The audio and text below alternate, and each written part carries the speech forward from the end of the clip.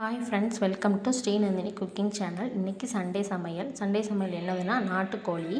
இந்த நாட்டுக்கோழி எப்படி சமைக்கிறதுன்னு பார்க்கலாம். அதுக்கு முன்னாடி சப்ஸ்கிரைப் பண்ணாமல் நிறைய பேர் பார்த்துட்ருக்கீங்க. கொஞ்சம் ப்ளீஸ் சப்ஸ்கிரைப் பண்ணுங்கள், சப்போர்ட் பண்ணுங்கள், லைக் பண்ணுங்கள், ஷேர் பண்ணுங்கள், கமெண்ட் பண்ணுங்கள்.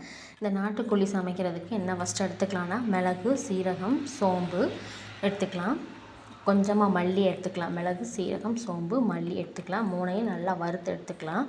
நல்லா வறுத்து இப்போ ஆற வச்சுட்டு ஒரு மிக்ஸி ஜாரில் போட்டு அரைச்சிக்கலாம்.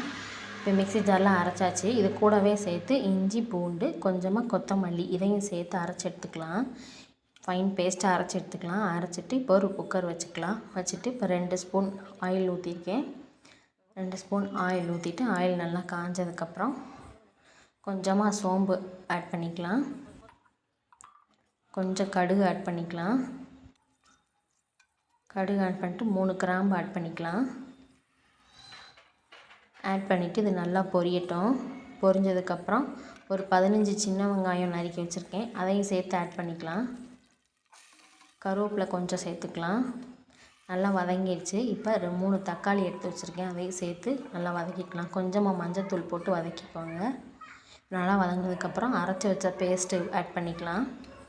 என்னென்ன பேஸ்ட்னா இஞ்சி, பூண்டு, மல்லி இலை கொஞ்சமாக, அடுத்து மிளகு, சீரகம், மல்லி, சோம்பு அரைச்சி வச்சு அப்புறம் சிக்கன் ஆட் பண்ணிக்கலாம். சிக்கன் ஆட் பண்ணி நாட்டுக்கோழி ஆட் பண்ணி நல்லா வதக்கி விட்டுக்கலாம்.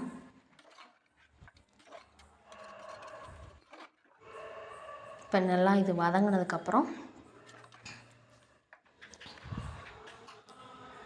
இப்போ தேவையான அளவு மசாலா சேர்த்துக்கலாம். மல்லித்தூள் 2 ஸ்பூன் சேர்த்துருக்கேன். சிக்கன் மசாலா 2 ஸ்பூன் சேர்த்துருக்கேன். 1 spoon Kashmir chilli powder 1 spoon சேர்த்துருக்கேன்.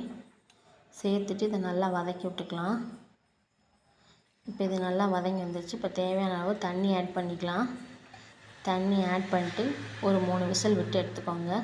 விசில் விட்டு எடுத்ததுக்கப்புறம் தேங்காய் கொஞ்சமாக அரைச்சி ஆட் பண்ணிக்கலாம். இதை ஆட் பண்ணதுக்கப்புறம் ஒரு கொதி வந்ததுக்கப்புறம் இறக்கி வச்சுக்கலாம். அவ்வளோதான். இப்போ சுவையான நாட்டுக்கோழி குழம்பு ரெடி. சப்ஸ்கிரைப் பண்ணாமல் நிறைய பேர் பார்த்துட்ருக்கீங்க. சப்ஸ்கிரைப் பண்ணிவிட்டு பாருங்கள். பாய். லைட்டாக மல்லித்தழை தூவிட்டு இறக்கி விட்டுக்கலாம். அவ்வளோதான். பாய்.